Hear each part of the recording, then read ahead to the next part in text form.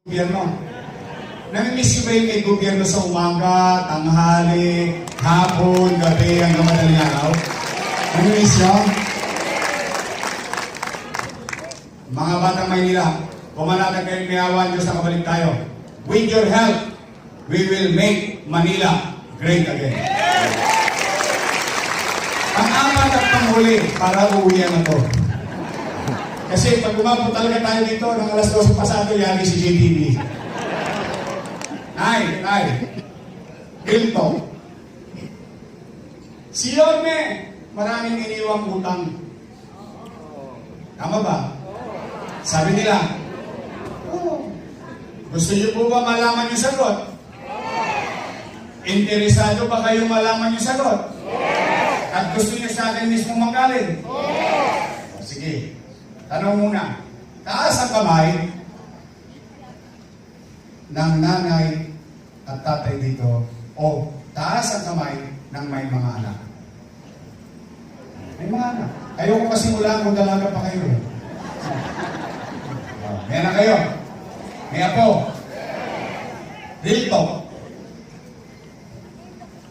Kapag walang makain ang anak ninyo, gagawa niyo ng paraan.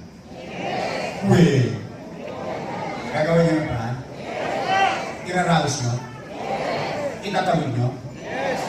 Totoo ba ang kasabihan na kapag kakipit sa Bombay kumakapit?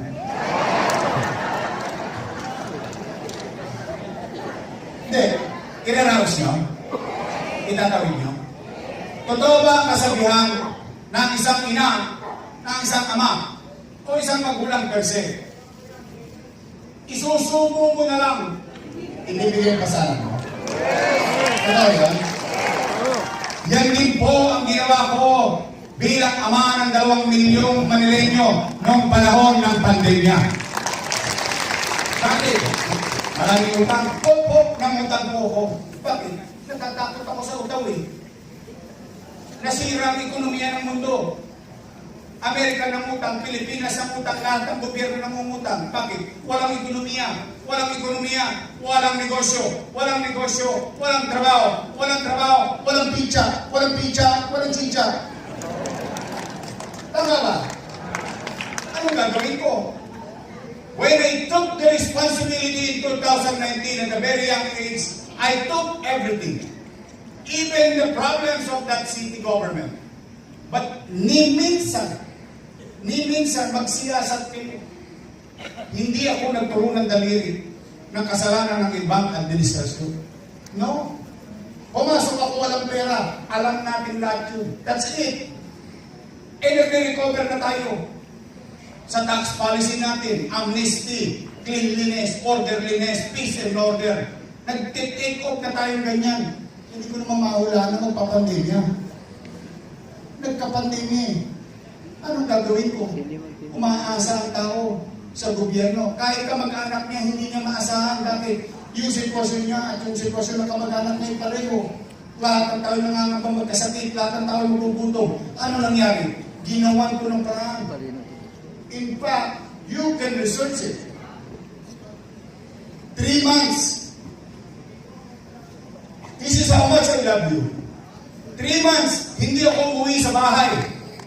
3 months, hindi ako umuwi ni araw, ni gabi. Natulog ako sa City Hall. Naghahanap ako ng pamamaraan. Paano ko maitatawid yung 2 milyong bibig? 700,000 families umaasa.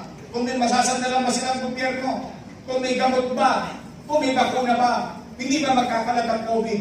Magugutom ang tao. Ano nangyari? Ginawa ko ng paraan.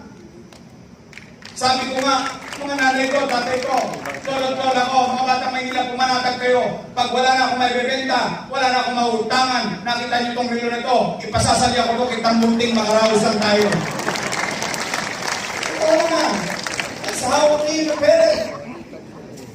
You have 2 million people umaasa sa iyo. O, anong ginawa ko? Nakaraos tayo. Awa ng Diyos, sa Maynila lang, may food box. Buwan-buwan. Tayo lang. Ito rito, ikumpara ninyo. Sa ibang syudad, mas mayaman sa atin. Maraming pera. Ano pinamimigay? Nakasupot, kala mo may sunog. Sa Maynila, food box. Why? Because ahead of time, in the 3 months na hindi ako umuwi, nag-iisip ako ng epekto sa buhay ng tao. Nag-iisip ako ng paraan paano may raraos ang tao. That's why even the box itself has its science. How many months to feed, how many days it will last. Kaya tayo nagkaroon tayo food box, buwan-buwan. At itong araw, pasama-sama pa sila, pabigay-bigay pa sila ng food box, pag ganyan-ganyan pa sila. Abay ngayon, masama yun. Mga kababayan, tayo lang sa buong Pilipinas na local government unit may remdesivir, tocilizumab, molnupiravir, mga gamot na mamahalin, 100,000, 84 years old. Sa Santa Ana, 45 days na kayo intubate yung 84 years old. Nung dumating yung gamot, buhay yung matanda, tuwan-tuwa yung pamilya. Ang bakuna, tanging local government sa buong Pilipinas, kalahati ko po ito ha. Gusto ko lang itangos yun ng ilong bilang Batang Maynila. Tayo lang ang local government na kabili na sarili nating bakuna. Mauna lang tayo. Makapagbakuna lang tayo. Ang bakuna kahit saan, 24 oras. Tayo lang ang nakapagtatag na local government, nakapagtayo ng COVID-filled hospital. Sa Luneta, atin yun. Done in 52 days, 344 bed capacity. Habang nangyayari lahat ng COVID, tayo lang nagpapagawa ng mga pagawaing bayan na nabubuti ng ating mga anak at apo. Saan ko kinuha ang pera niyo? Ano, umipot ako ng ginto? Hindi. I never ask the people. I never answer the people of their problems with an answer of another problem. Sabi nga ng video, we find peace. That's how you should do it, being a leader. You don't complain. You don't point fingers to others. Your adversity is within yourselves. Ikaw ang harap ng mga pagsubok na yun. At ipakita mo na kaya mong pamunuan ang 2 milyong mamamayan na umaasa sa iyo. Tingnan natin. Saan ba ako nangutang? Tingnan natin, Maggie. Saan ako nangutang? Sa gobyerno. Ha? Hindi mo kita maintindihan, Yorme. Sabi mo, nangutang ang Pilipinas. Opo. Saan nasabi sa gobyerno nangutang? O, di ba natin natin? Ito po, para mas madali yung muestra. Ito po yung buong katawan ko. 2 bahagi ng bulsa. National government sa Wakali. Local government sa Nangka. Saan ako nangutang? Land Bank of the Philippines. Sino may-ari? Gobyerno. DBP, Development Bank of the Philippines. Sino may-ari? Gobyerno. Madaling salita, itong Wakali, paldo. Ito ang Philippine Government Financial Institution. Run and owned by the government. Paldo. Yung kanan, local government, nga. Walang laman. Anong ginawa ko bilang leader? Dumukot lang sa kaliwang bulsa. Inilagay ko sa kanang bulsa ng makaraos sa mga batang Manila. Abang ngayon, masama na yun? Wow! Teka muna. Paano na-aprobahan yun? Sino nag-aproba nun? Sila. Correct. Sino kasama ko nun? Sila. Sila. Bakit masama na ngayon yung ginawa ko na yun? Kung masama yung ginawa ko na yun, masama kaming lahat. Gamay-gamay na kami. Pero at least, ako, I'll take full responsibility. Why? Kung mali ang ginawa ko, maglalakad ako sa Dangwa, F. de la Puente, sa Marsan, sa Sampalo, matangos ang ilong ko kahit anong oras ng gabi. Isa lang masasabi ko, nakaraos kami noong pandemya.